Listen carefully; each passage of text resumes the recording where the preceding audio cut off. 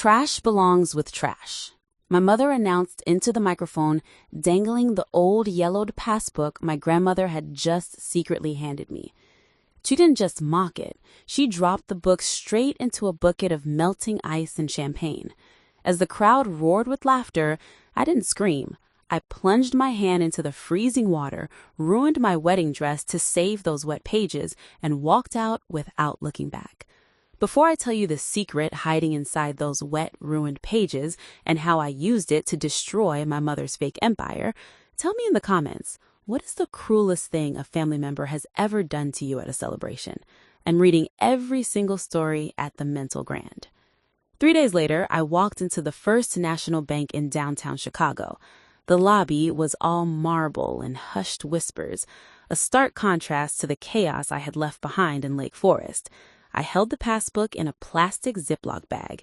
The pages were crinkled and stained with champagne residue, looking exactly like the trash my mother said it was.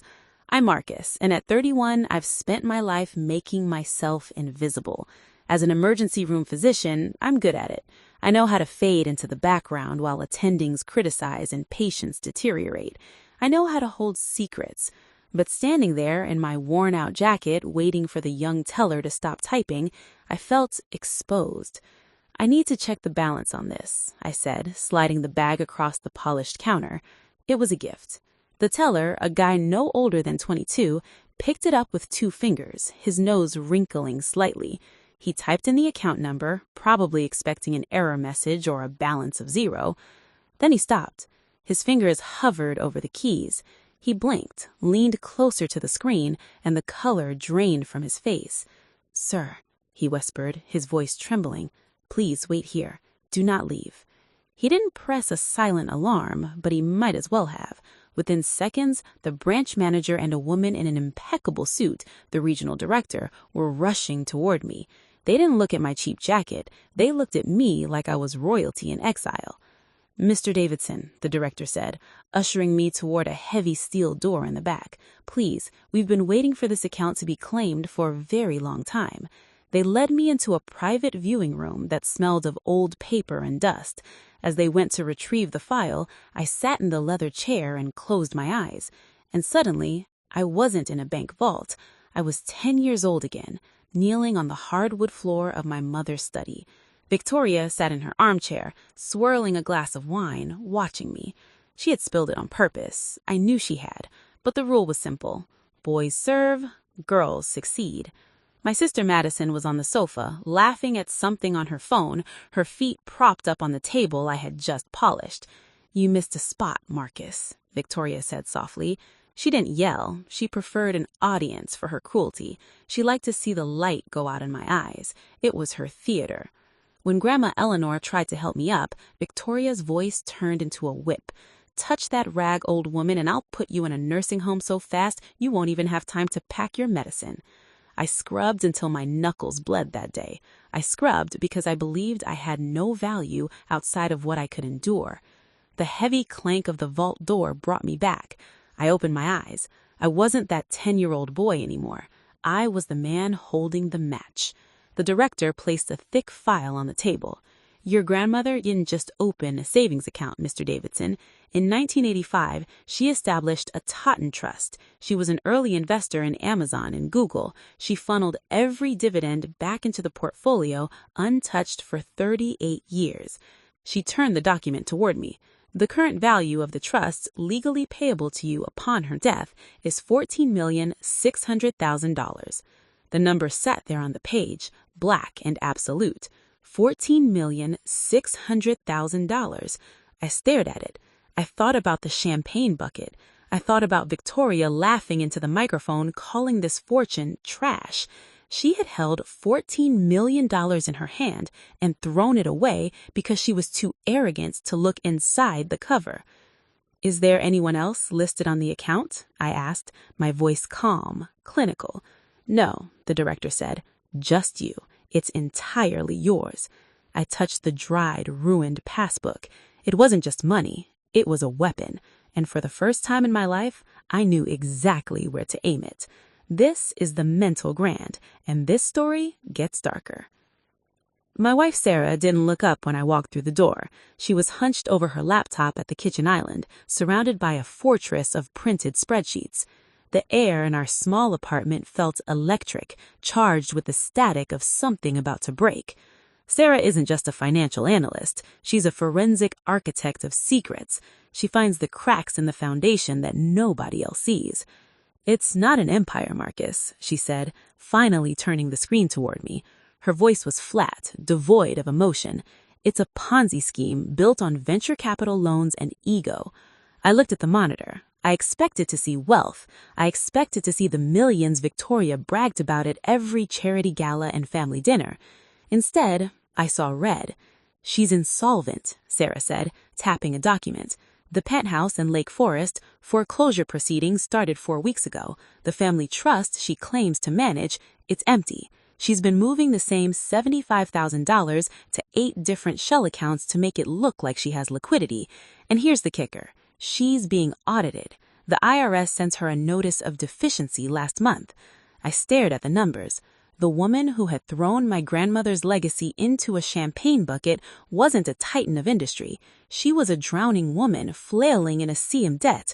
She didn't just want money, she needed it to stay out of federal prison. My phone rang. It was her. I put it on speaker. Sarah stopped typing. "Marcus." Victoria's voice filled the kitchen.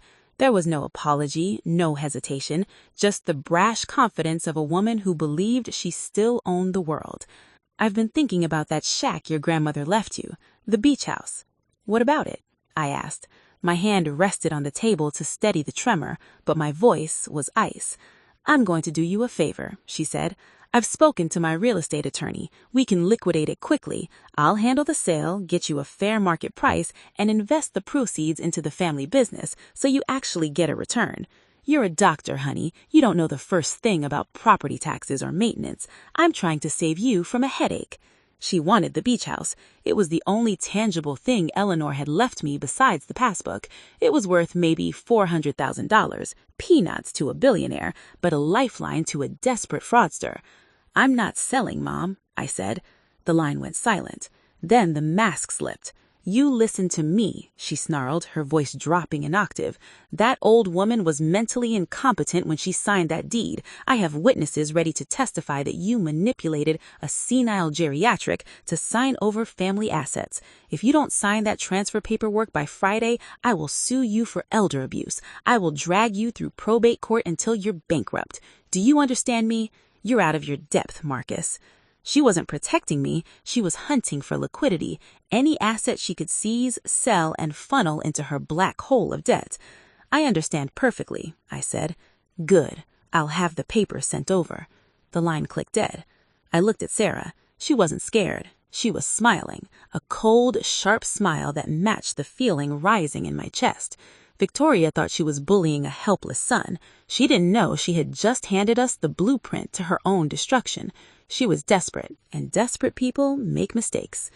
I waited 24 hours before calling her back. Silence is a powerful amplifier. It lets the desperation breed. Sarah and I spent that day not in panic, but in preparation. We didn't hire a lawyer to fight the sale of the beach house. We hired a graphic designer to forge a portfolio of investment documents. When I finally dialed Victoria's number, I put on the performance of my life. I didn't summon the confident man who had walked out of the bank vault. I summoned the 10-year-old boy terrified of spilling wine. "Mom," I whispered when she picked up. I let my voice tremble. "I'm sorry I hung up. I didn't know what to say." "You should be sorry," she snapped, but the edge was duller. She was listening. "It's not just the beach house, Mom." I pitched my voice to the perfect frequency of naive panic. "I went to the bank, the passbook.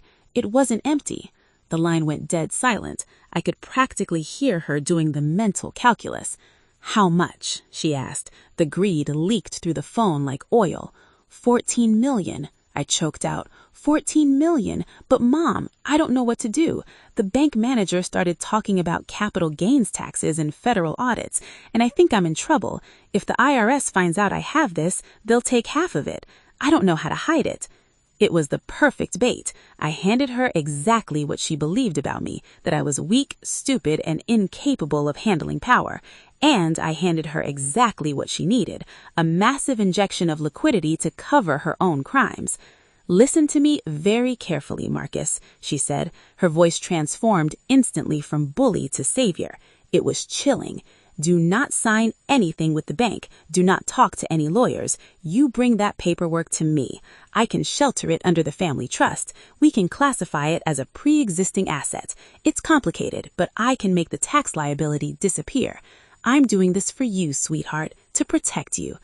Protect me? She wanted to swallow the inheritance whole to plug the holes in her sinking ship. Can we do it tonight?" I asked. "No," she said too quickly. She needed time to prepare the fake transfer papers. "I have the Woman of the Year gala on Saturday in Chicago. It's perfect. Bring the documents there. We'll sign everything in the VIP suite before the speeches. I'll announce the expansion of the family fund. It'll look legitimate." She wanted the audience. She wanted the glory of announcing a $14 million windfall as her own business genius. "Okay," I said. "Thank you, Mom. Thank you for fixing this." "That's what mothers are for," she said. I hung up. I looked at Sarah. The fear vanished from my face instantly. "She took it," I said. Sarah nodded, already printing the documents we would actually present. They looked exactly like the standard transfer forms Victoria would expect. Same font, same headers. But the fine print wasn't a transfer of funds. It was an affidavit of sole liability. Victoria thought she was reeling in a clueless son. She didn't realize she had just invited the executioner to her own party. The mental grand brings you stories that expose the truth. The Woman of the Year charity gala was held in the grand ballroom of the Four Seasons Hotel. Crystal chandeliers dripped light onto the shoulders of Chicago's elite. It was a room full of old money, political power, and, in my mother's case, desperate, clawing ambition. I arrived at 8 o'clock in the evening. I wasn't wearing the bland, forgettable clothes Victoria preferred me in. I was wearing a tailored navy suit that cost more than my monthly rent. I walked through the crowd, not around it. I saw Madison near the bar, laughing too loudly, already 4 drinks deep. She didn't see me. She was too busy playing the role of the heiress to a non-existent kingdom.